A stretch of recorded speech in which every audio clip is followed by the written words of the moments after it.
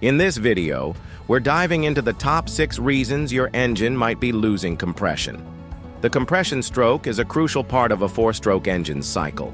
It's when the piston moves up, compressing the air-fuel mixture in the cylinder before ignition. But over time, compression pressure can drop, leading to performance issues, misfires, and even engine failure. So what causes low compression?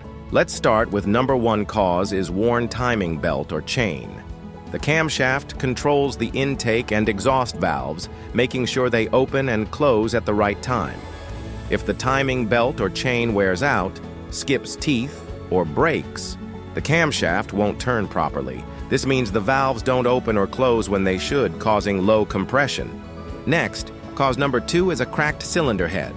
Now, the cylinder head plays a huge role in sealing the combustion chamber and holding the valves in place. But if it cracks, air-fuel mixture or exhaust gases start leaking out and compression drops.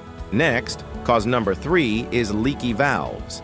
Inside each cylinder, you have intake and exhaust valves that control airflow in and out.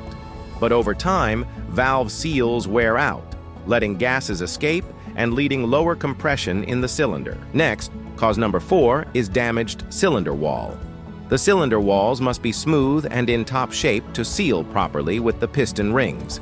But if they get scratched, worn out, or damaged, it can create paths to escape air, leading to low compression.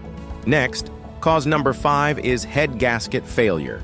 The head gasket sits between the cylinder head and the engine block, sealing the combustion chamber and keeping oil and coolant from mixing. But when it fails, compression leaks between cylinders. Next, cause number 6 is camshaft lobe wear. The camshaft is responsible for opening and closing the valves at the right time, but if the lobes wear down, the valves may not fully open or close, leading to low